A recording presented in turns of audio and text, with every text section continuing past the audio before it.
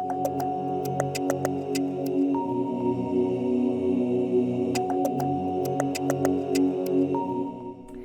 everyone, my name is Maddie and I want to talk to you about my favorite read of 2023, which was What the River Knows by Isabel Ibanez. So this book is a historical fantasy that's been described as The Mummy meets Death on the Nile, which if you know me, you know I love anything Agatha Christie, so that had me drawn in from the beginning. But it also has some other different kind of more magical fantasy elements and also a rival to lovers romance in the mix. It is a YA read, so it's good for a majority of readers. And well, it's one of those books that has you hooked from the very beginning. It centers around an 18-year-old. Her name is Inez, and she's currently living in Buenos Aires. But her parents actually spend either half or more than half the year in Egypt. So she's never been invited along. It's kind of like this mystery in her family. So she's, stays back in Argentina with her aunt and her cousins. But then on her 18th birthday, her dad sends back this, really unique golden ring. And as soon as she puts it on, she kind of experiences this like magical trance, and she kind of sees, what seems like other memories that aren't hers. So she leaves it on and she kind of has those flashbacks, if you will, throughout the book. And then on her, when she's expecting another letter from her family, it comes actually from her uncle, who lets her know that her parents have gone missing and are presumed dead. So then she's like, oh my gosh, what's happening? I need to know what's happened to my parents. Have they just given up looking for them? Did they go off into the desert?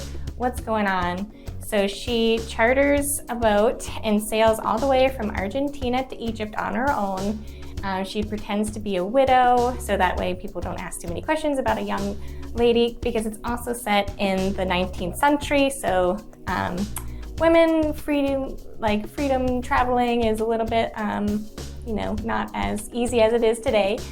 So as soon as she gets there, her uncle is like, oh my gosh, you shouldn't have come here. Turn back now. It's not safe. This is a crazy time. It was during the British occupation of Egypt. So it's just, the city's kind of crazy when she gets into Alexandria. And he's like, you need to go home. We'll rebook your passage. Thanks for coming. But no. Inez says, well, I came all this way. I am not going to listen to you, so I'm just going to keep on doing what I'm doing. Love it. It's, she's a strong, independent woman. And so she makes her way to Cairo, but along the way, her ring gets stolen.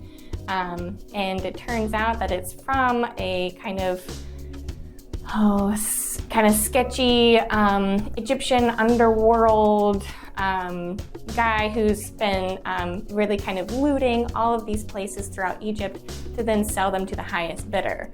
And that kind of is at the core of a lot of this mystery.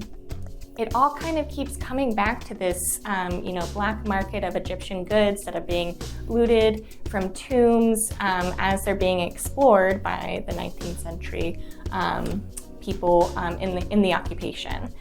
So the whole time, Inez is like trying to figure out and find these clues that her parents have left, understand why her father would have sent her this golden ring, and now she feels terrible that she's lost it. She feels like it has some significance because of the magic that she felt when she first put it on.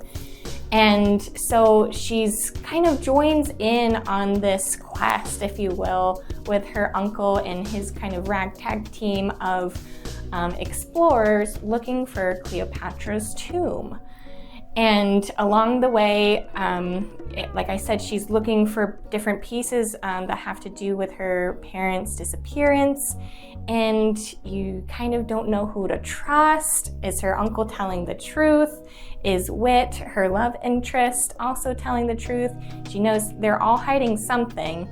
And, it's one of those, you just have to read it to know it. It's so, so good. I don't want to spoil anything because it's just that amazing. But If you're looking for an historical romance and you love anything set in Egypt with a little bit of mystery, a little bit of romance, a little bit of adventure, this book is for you.